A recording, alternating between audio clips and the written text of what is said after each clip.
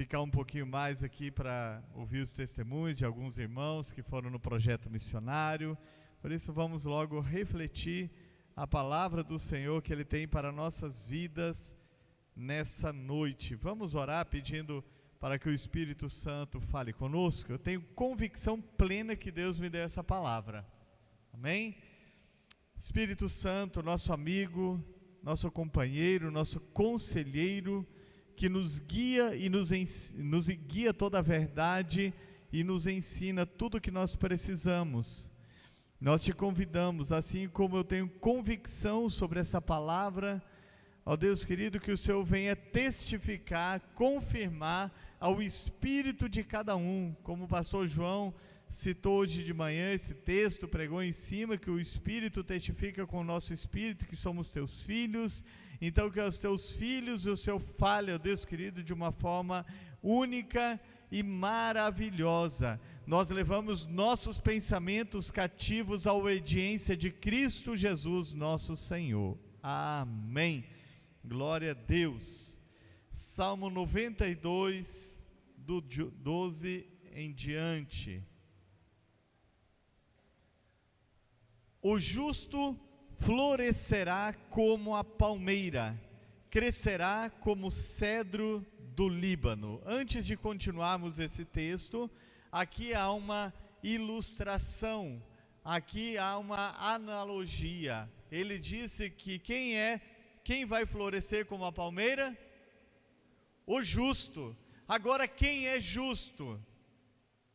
Todo aquele que foi justificado pelo sangue de Jesus Cristo. Jesus, ele veio, pagou o preço do nosso pecado para nos tornar justos diante de Deus.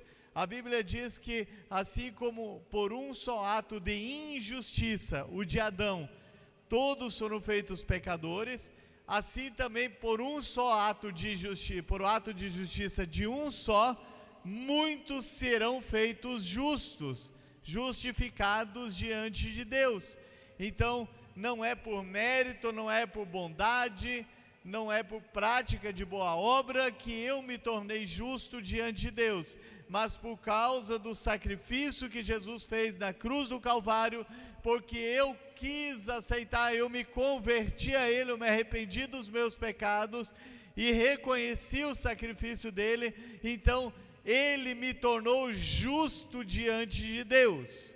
Então justo é aquele que foi justificado dos seus pecados por causa do sacrifício de Jesus, que confessou Jesus Cristo como seu único e suficiente Senhor e Salvador. Esse é justo. Então, nesta analogia aqui ele diz que o justo florescerá como a palmeira, crescerá como o cedro do Líbano. Ou seja, há uma analogia para que o justo seja comparado com uma árvore. Veja só, vamos seguir. Plantados na casa do Senhor, florescerão nos átrios do nosso Deus.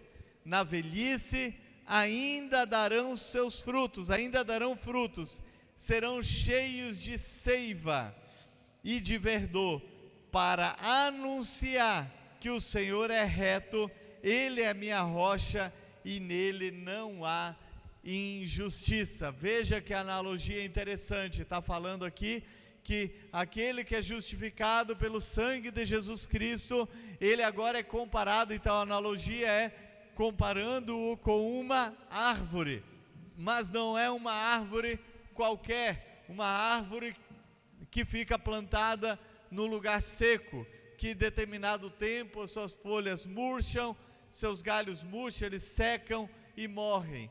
Diz aqui que eles têm, ainda na velhice, darão frutos, serão cheios de seiva e de verdor, porque eles estão plantados na casa do Senhor, darão frutos.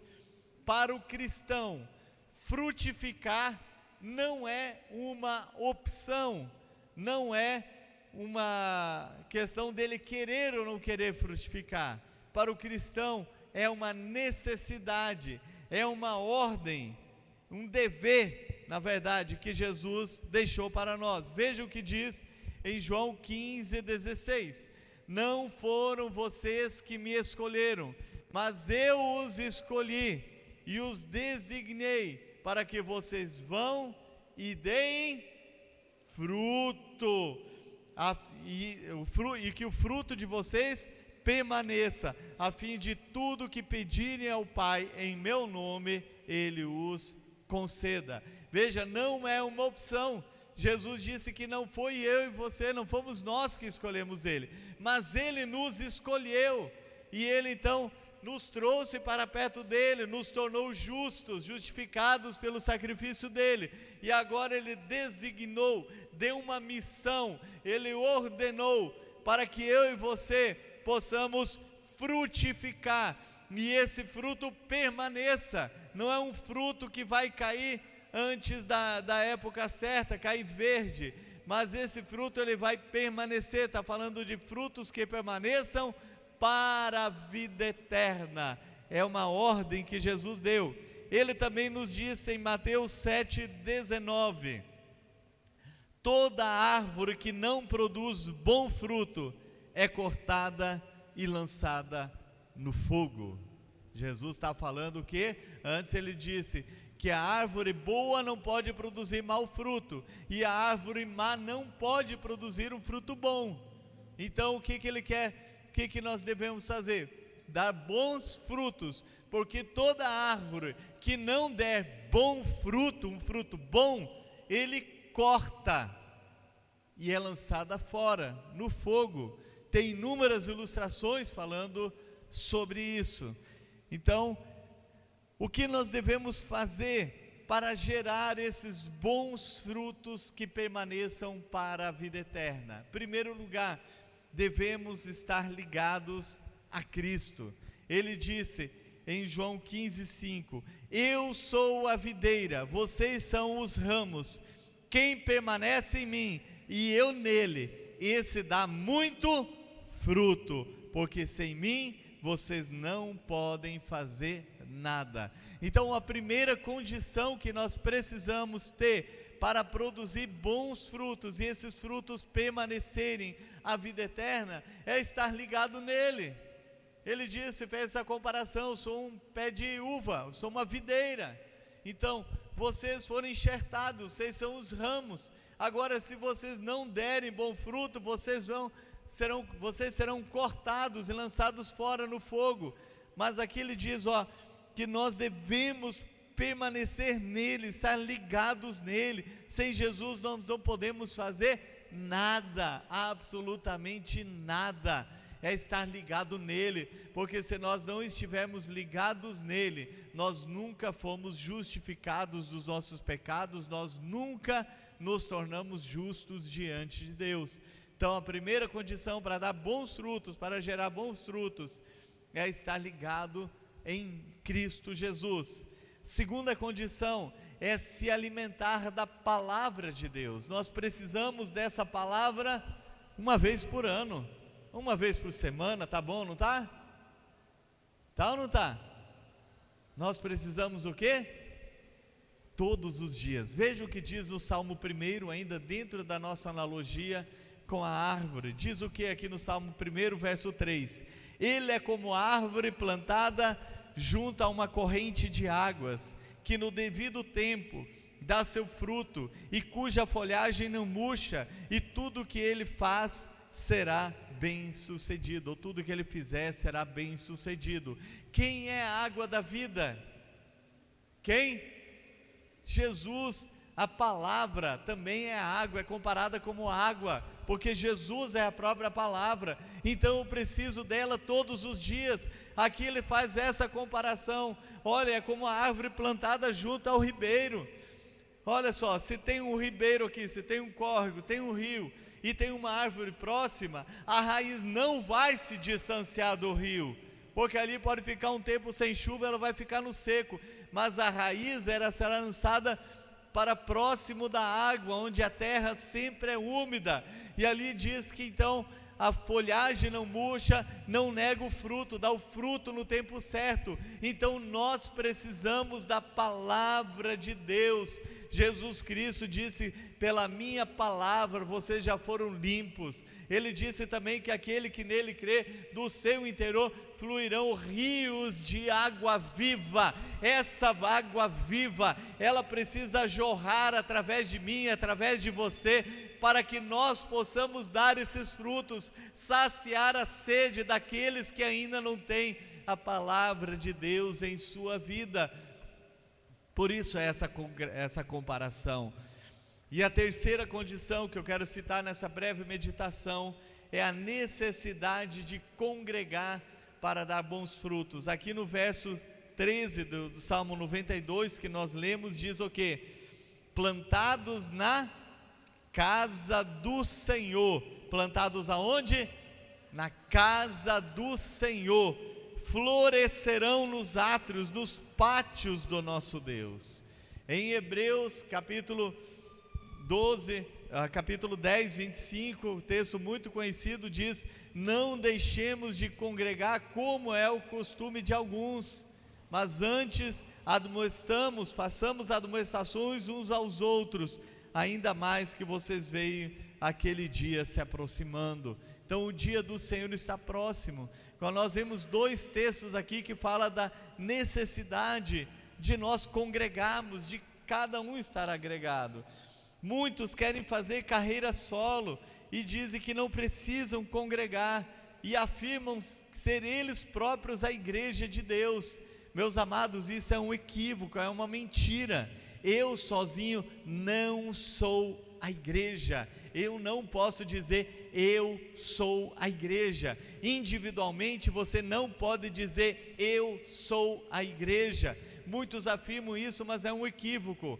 O que eu posso afirmar? Eu sou templo do Espírito Santo. Igreja é coletivo, é um grupo de pessoas. Então não podemos concordar dizendo eu sou igreja, eu sou a igreja, eu não preciso congregar, aonde eu vou, eu não preciso congregar, nada disso. A igreja é um coletivo, a igreja além de ser uma organização, também é um organismo vivo, um organismo espiritual. Esse é o coletivo. Como organização, somos uma comunidade de pecadores transformados e lavados pelo sangue de Jesus Cristo. É o coletivo. Igreja é coletivo. Individualmente, cada um é templo do Espírito Santo. Vamos observar um texto aqui que fala também sobre a igreja, o coletivo. Está em 1 Coríntios 14, 26. Eu quero ler na mesma versão. Diz assim: que fazer, pois, irmãos, quando vos reunis, um tem salmo, outro doutrina, este traz revelação, aquele outra língua, e ainda outro interpretação. Seja feito tudo para a edificação. Ele está dizendo o seguinte, o Theo está lá no centro, ele fala uma coisa, o Lucas Lopes está lá no, como é que é o nome do bairro lá, Lucas? No Santiago 2, ele traz um salmo. Aí o Marcos está lá no Alto do Vilas, traz não sei o que. Ele está falando isso? Ele está falando do momento de culto, no momento de prestar culto no coletivo, está falando de pessoas. Olha só, ele está falando, onde vocês vai trazer um salmo, um vai trazer uma palavra de revelação, o outro vai trazer isso, outro vai trazer aquilo. Então entende-se aqui que é o coletivo. A igreja, ela precisa se reunir. Nós não podemos ficar individualmente afirmando que nós somos a igreja. Todos nós precisamos congregar. Quando eu me converti, já falei várias vezes do meu testemunho, eu me converti aqui no Arraial, lendo a Bíblia, e eu fiquei alguns anos convertido, sem frequentar nenhuma igreja. Eu era salvo, tenho plena convicção disso, Mas o que eu perdi nesse tempo que eu não congreguei, que eu não me envolvi em uma congregação? Eu perdi de crescer no coletivo. Eu teria desenvolvido muito mais a minha vida cristã se eu estivesse congregando, porque juntos nós, eu tenho ditado, juntos somos mais fortes, né? Então, e é uma realidade, é o coletivo. Quando nós andamos em unidade, quando nós congregamos, a bênção de Deus está naquele lugar. Por que igreja não seria importante, congregar não seria importante, se Jesus instituiu a igreja? Senão ele não instituiria, ele dizia, vão, cada um faz do seu jeito, do jeito que você achar melhor, faz desse jeito. Não, mas Jesus, ele nos mandou congregar. O apóstolo Pedro foi o primeiro pastor. Nós vemos que eles se reuniam nas casas, eles se reuniam no templo.